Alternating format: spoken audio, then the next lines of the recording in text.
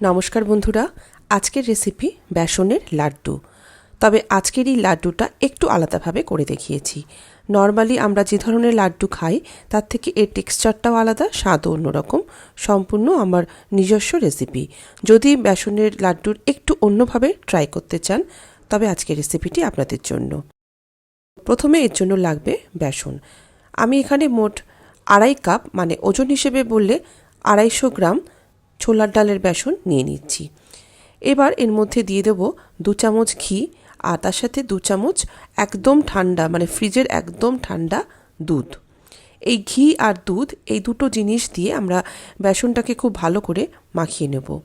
যদি আপনারা বেসনের লাড্ডু বানানোর সময় এই দুটো স্টেপ ফলো করেন তাহলে বেসনের যে টেক্সচারটা সেটা একটু চেঞ্জ হয়ে যায়, এর মধ্যে একটা দানাদার ভাব চলে আসে, সেটা লাড্ডুর টেস্টটাকে কিন্তু অনেকটা বাড়িয়ে দেয়।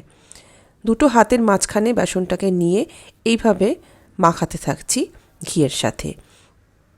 3 থেকে 4 মিনিট এটা করব, আর তারপরে বেসনের টেক্সচারটা আপনারা দেখুন একেবারে চেঞ্জ হয়ে যাবে। যে কোনো দানার বেসন, সেটা মোটা হোক বা সরু হোক, এই জিনিসটা করলে কনসিস্টেন্সি অনেকটাই চেঞ্জ হয়ে যায়। এরপরে বানাতে হবে চিনির একটা শিরা। দিয়ে দিলাম 1 কাপ চিনি আর 1/3 কাপ জল। বেসনের লাড্ডু বানানোর জন্য অনেকেই ঘন চিনির শিরা ব্যবহার করেন, কেউ বা চিনির গুঁড়ো, মানে যাকে বলা হয় চিনির বুড়া, সেটাও ইউজ করেন। তবে আজকের রেসিপিটা আমি যেহেতু একটু অন্যভাবে করব, এখানে আমি চিনির একটা ক্যারামেল বানাচ্ছি। গ্যাসের ফ্লেম একেবারে লো রেখে ক্রমাগত হাতা দিয়ে এইভাবে নাড়তে থাকছি। ধীরে ধীরে চিনির কালারটা চেঞ্জ হয়ে যাবে, আর এটা একটা ব্রাউন কালার ধরে নেবে। খেয়াল রাখবেন যেন চিনি খুব বেশি পুড়ে না যায়, তবে কিন্তু লাড্ডুর টেস্ট একেবারে পাল্টে যাবে, তিতো হয়ে যেতে পারে। চিনির ক্যারামেলটা আমার তৈরি হয়ে গেছে। এই কালার থাকতে থাকতে গ্যাস অফ করে এর মধ্যে 1/2 কাপ জল দিয়ে এটাকে একটু পাতলা করে রেখে দেবো সরিয়ে। অন্যদিকে আমরা একটা বড় পাত্র নিয়েছি, তার উপরে একটা ছাঁকনি রেখে আমাদের বেসনটাকে ছেঁকে নিচ্ছি।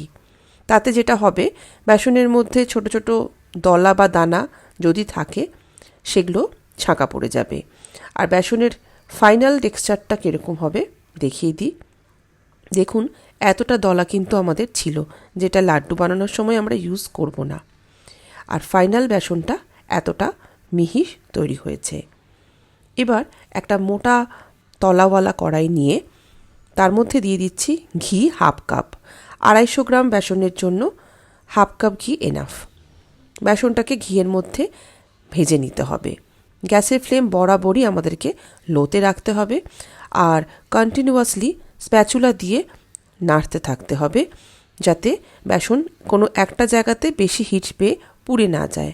যতক্ষণ না অবধি এর কাঁচা গন্ধ চলে যাচ্ছে ততক্ষণ অবধি কিন্তু আমাদের বেসনটাকে ঘিয়ের সাথে ক্রমাগত ভাজতে থাকতে হবে।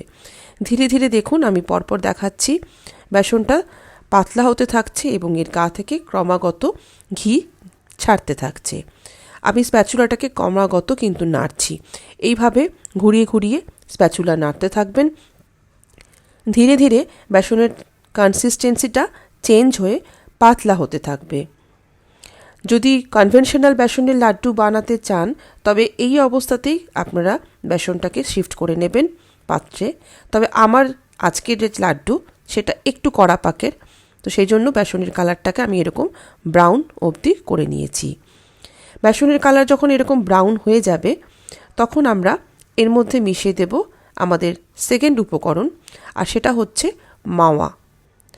আমি এখানে 1/2 বাটির মতন মাওয়া নিয়েছি। এই মাওয়াটা সম্পূর্ণ আমার বাড়িতে তৈরি। এই হোমমেড মাওয়ার রেসিপি কিন্তু আমি অলরেডি আমার চ্যানেলে আপলোড করেছি, চাইলে আপনারা চেক করে নিতে পারেন। মাওয়া মেশানোর পরে 2 থেকে 3 মিনিট গ্যাসটাকে অন করেই মাওয়াটাকে বেসনের সাথে মিশিয়ে নেব। তারপর আমরা গ্যাস অফ করে দেব। বেসনের মধ্যে যা হিট আছে তাতেই পুরো মাওয়াটা গলে যাবে। মাওয়া দেওয়ার পর কিন্তু পাতলা বেসনটা এইভাবে ঘন হয়ে জমাট বেঁধে কড়াইয়ের গা ছাড়তে থাকবে। আমার গ্যাস কিন্তু এখন বন্ধই আছে। দেখুন, আমাদের বেসন আর মাওয়ার মিক্সচারটা অনেকটাই কিন্তু ঘন হয়ে এসছে।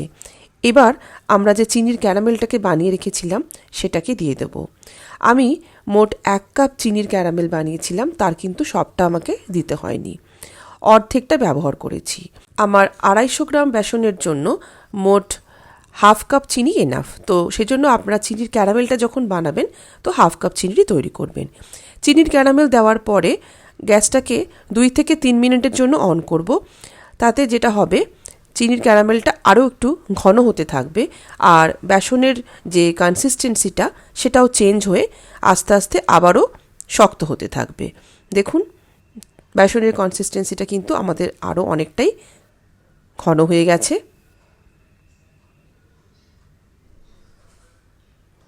তো এই যে কনসিস্টেন্সিটা এখন আপনারা দেখতে পাচ্ছেন, এটাই কিন্তু পারফেক্ট আমাদের বেসনের লাড্ডু বানানোর জন্য।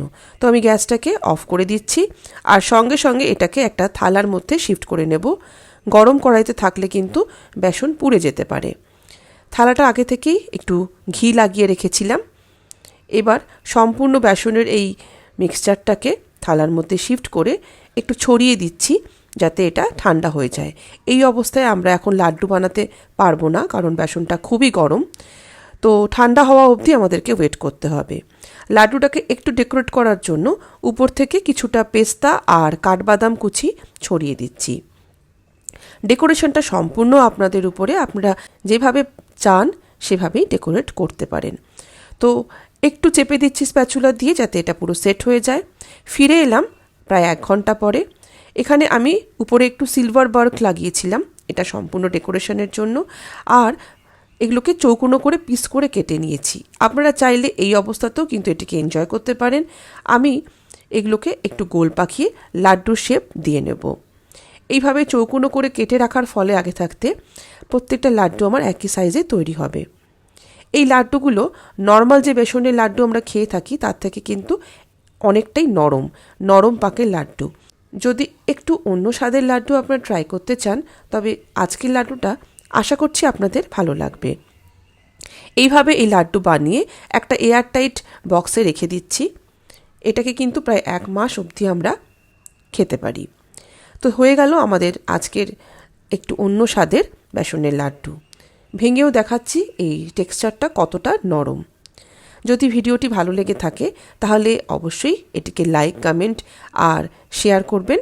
আর আমার চ্যানেলে নতুন বন্ধু হয়ে থাকলে চ্যানেলটিকে সাবস্ক্রাইব করে আমার পাশে থাকার অনুরোধ জানালাম। সবাই ভালো থাকুন, সুস্থ থাকুন। আবারও চলে আসবো অন্যদিন অন্য কোনো নতুন রেসিপি নিয়ে। আজ আসলাম, নমস্কার।